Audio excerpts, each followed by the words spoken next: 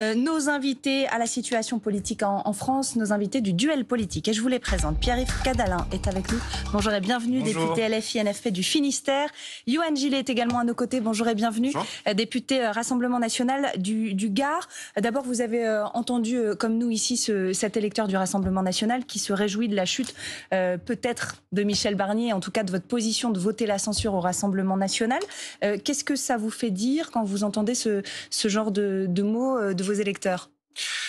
Il faut que les Français, et je pense qu'ils en ont conscience, prennent conscience que cette censure, elle va avoir des effets positifs. Il faut le dire, il ne faut pas avoir peur de le dire. Il ne faut pas rentrer dans la caricature que veulent faire certains en disant que ça va être le chaos. Le chaos, on est déjà dedans. L'instabilité politique, on est déjà dedans depuis qu'Emmanuel Macron a décidé non seulement de dissoudre l'Assemblée, mais surtout à orchestrer la tambouille politique avec une alliance contre nature allant du NFP jusqu'à la Macronie en passant par les LR à l'entre-deux-tours. C'est vous qui soutenez le gouvernement depuis septembre, je vous le rappelle. Donc, le chaos politique, on est dedans. Ça ne peut pas empirer la situation, la censure, et ne plus avoir de gouvernement, ne plus avoir de Premier ministre, et donc pas de budget. Non mais il y aura un budget, ça n'existe pas dans l'immédiat en France. Il y a le budget 2024 qui sera reporté sur 2025. Qui ne règle pas la question du déficit. Positive de cette censure.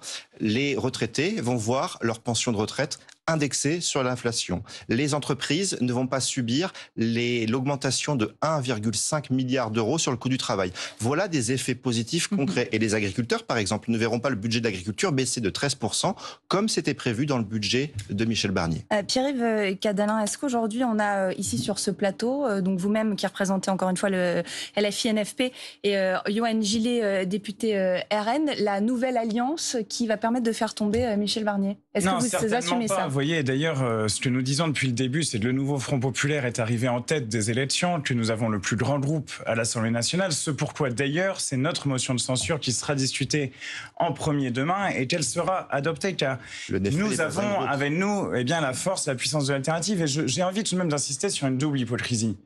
Là, au début des débats budgétaires, certains sont arrivés en disant « Mon Dieu, il y a 60 milliards de trous dans la caisse », comme s'ils n'étaient pas en train de gouverner le pays depuis 7 ans. Et ensuite, aujourd'hui, on nous dit « Oh, le gouvernement va tomber ». Mais depuis le début, nous disons qu'il est illégitime. Michel Barnier, son parti avait fait 5% aux élections. C'est donc logique démocratiquement que ce gouvernement tombe, puisqu'il n'avait en réalité aucun rapport avec le scrutin qui s'est exprimé en juin et en juillet dernier. Et j'ai envie d'aller plus loin. Le responsable majeur du chaos actuel et de la situation, il est à l'Élysée. Je vois bien la petite musique de l'antiparlementarisme qui aujourd'hui est en train de dire « Ah, les députés sont en train de mettre le désordre ». Mais celui qui a dissous, sans consultation des présidences de l'Assemblée et du Sénat, c'est Emmanuel Macron. Celui qui a refusé de nommer Lucie Castet, c'est Emmanuel Macron. Et aujourd'hui, je crois qu'il n'y a qu'une seule issue démocratique positive, c'est qu'il s'en aille et qu'il démissionne. Ça fera respirer tout le pays. Mais pardonnez-moi, vous êtes en train de dire tous les deux, vous rejetez la faute de le gouvernement a fait alliance avec le Rassemblement National. Non, il a fait alliance Emmanuel Macron avec LFI. À un moment, il y a les faits. Oui, mais qui a déposé une motion de censure en septembre? C'est le nouveau Front populaire. Pardon, c'est que vous allez voter, s'il vous plaît, vous allez voter tous les deux, a priori, un même texte, une motion de censure qui est déposée par la gauche. Donc, aidez-moi à comprendre ce qui se passe là. Est-ce que vous êtes alliés là-dedans ou pas, finalement? Ce n'est pas une question d'alliance. C'est une censure que l'on va voter. Nous allons voter et la censure que nous avons déposée, et la censure déposée par le NFP, parce que non, vous n'allez pas voter la vôtre, elle ne sera pas discutée. C'est la censure. Un peu de revanche, sérieux. Dans son sectarisme le plus total et habituel, le NFP, lui, ne voterait pas la censure. Mais vous racontez n'importe quoi. La mention qui sera discutée en premier, elle sera votée, c'est celle de la gauche, car nous sommes plus forts. Et en réalité, vous ne servez pas à grand-chose dans cette séquence. Est-ce que vous voteriez l'alternative est de notre côté. Mais la question ne se pose pas. Et moi, je vous la pose. Mais elle ne se pose pas, donc pourquoi me la posez-vous? Je vous la pose. Elle ne se posera pas demain. Demain, c'est la gauche. Vous savez, la gauche a la majorité relative. Pardon, si vous aviez de l'occasion de la voter. Eh bien, la gauche a la majorité relative. Elle n'a donc pas à se poser cette question. C'est aussi le témoin de notre force. C'est le témoin de notre force. Attendez un moment, c'est cela. Je veux dire, nous avons dit depuis le 7 juillet que nous avons une alternative crédible, c'est celle du nouveau Front populaire. Elle est toujours là, elle est sur la table. Et c'est une alternative en matière de politique économique. Et je veux dire que là, il y a quelque chose de fort qui nous différencie avec le Rassemblement national, parce que le budget recettes que nous avions transformé, qui reposait sur un principe simple, le partage des richesses, le fait d'aller chercher 75 milliards de nouvelles recettes chez les plus riches et les plus grandes entreprises, eh bien le Rassemblement national s'y est opposé. Car lorsqu'il faut faire ce genre de choix, le Rassemblement national fait toujours comme d'habitude, il sert le parti de l'argent. Yohann Gillet. Mais vous avez raison de souligner cette différence importante, parce que là où le NFP agit par pur sectarisme et dans un seul but électoraliste, nous agissons pour l'intérêt des Français, pour l'intérêt général. Sans sectarisme, comme nous le faisons. Et lorsque vous refusez les recettes qui abondent le budget de l'État, nous votons les textes. C'est un sectarisme dommageable. Sens, peu importe d'où ils viennent. Alors, nous, des textes qui vont dans le bon sens ou pas, tout, et c'est notre non, c'est l'intérêt de Bolloré que vous voyez. Les Français. J'aimerais qu'on regarde justement un extrait du texte de la motion de censure qui a été déposée par la gauche et qui va pouvoir vous faire réagir, Yohann Gillet. Dans ce texte, il est écrit ceci notamment: alors qu'une large majorité de nos concitoyennes et concitoyens a fait le choix du barrage à l'extrême droite lors des élections législatives, et ça s'affiche ici, le Premier ministre a cédé à leurs plus viles obsessions. Et derrière, il est notamment mentionné la nouvelle loi immigration, ou encore l'évolution de l'aide médicale d'État qui était demandée par le Rassemblement national.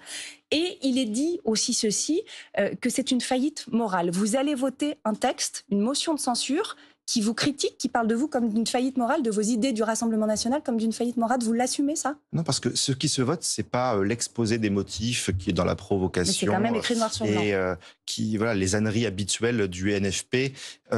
Arrêtez les âneries. C'est pas l'exposé des motifs. C'est ça qu'il faut bien expliquer. C'est pas un texte de loi que l'on va voter, c'est une censure. La censure est accompagnée d'un texte politique de mauvaise foi et caricatural, comme toujours avec le NFP.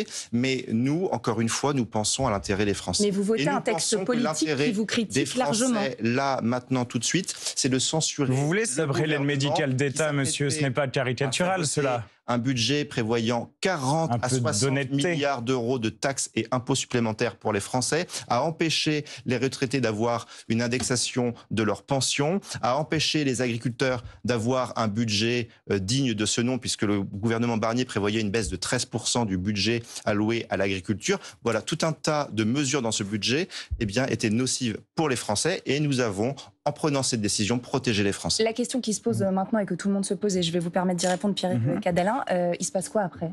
Michel Barnier tombe, admettons demain, après le vote de la motion de censure, et après? Oui, alors un mot tout de même sur l'aide médicale d'État, parce que ça c'est effectivement une obsession du Rassemblement national. Moi, personne sur les marchés ne me dit, mon Dieu, il faudrait que les étrangers ne soient pas soignés, car tout le monde comprend que lorsque les étrangers sont soignés, tout le monde est moins malade. C'est le sens à la fois du principe moral d'humanisme, mais aussi d'un principe sanitaire de base. Par ailleurs, qu'est-ce qui se passe maintenant? Emmanuel Macron s'est mis lui-même dans une impasse. Rappelez-vous qu'il a mis 3 mois à nommer Michel Barnier, en disant voilà, j'ai trouvé la solution, c'est la solution de stabilité, elle est là. Résultat, ça va être le gouvernement le plus court de la Ve République. On a envie de dire champion Macron. Et à la fin, donc, c'est lui. Toute la responsabilité, toute la charge politique pèse sur lui. Il doit s'en aller. Non, il doit s'en aller. Aujourd'hui, la crise de régime est tellement profonde qu'il doit s'en aller. Voyez-vous, lorsque le président de la République va à l'international et dit les Haïtiens sont des cons, excusez-moi, est-il digne de ses fonctions? Il doit partir, il dérape en tous sens. Et aujourd'hui, il a aggravé la crise politique que rencontre le pays. Et nous sommes toujours les partisans de la 6e République, d'une refonte de nos institutions qui permettent aux citoyens d'avoir davantage de pouvoir. Je crois que c'est le moment, tout de même, que les citoyens puissent intervenir, parce qu'on voit bien qu'à l'Élysée, le pouvoir part d'une certaine manière dans une très mauvaise direction. Est-ce que vous êtes d'accord avec ça, Yohann Gillet, que de dire finalement le problème là, c'est pas la question du Premier ministre ou du prochain Premier ministre, mais c'est la question d'Emmanuel Macron et il doit partir? Est-ce que vous rejoignez LFI sur ce point? Moi, je ne dis pas Emmanuel Macron doit partir. Je dis Emmanuel Macron doit se poser la question. Quand il y a une crise politique majeure, ce qui est le cas aujourd'hui, le président de la République a 3 solutions prévues dans la Constitution. Ou bien un remaniement, on en a eu des dizaines depuis qu'Emmanuel Macron est président de la République, ou bien la dissolution, elle n'est pas possible, en tout cas dans les prochains mois, ou bien la démission du président de la République. Donc le président de la République a été élu démocratiquement.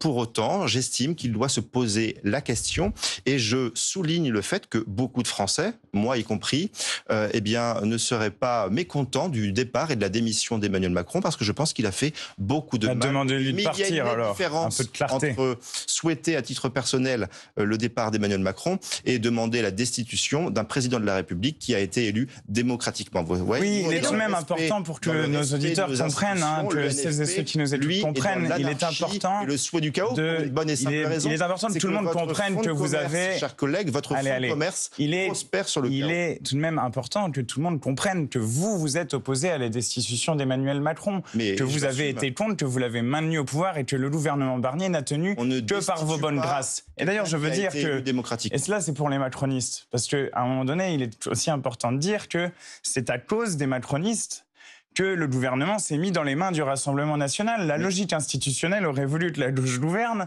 et d'une certaine manière qu'elle propose qu'elle négocie texte à texte à l'Assemblée nationale, ce qui n'a pas été possible parce que le gouvernement s'est placé dans les mains du RN. Et quand j'entends aujourd'hui qu'Emmanuel Macron envisagerait même Bruno Retailleau comme Premier ministre, mais il a qu'à mettre directement Marine Le Pen ou Jordan Bardella. Retailleau, il parle de français de papier. On n'a pas parlé comme ça depuis Vichy.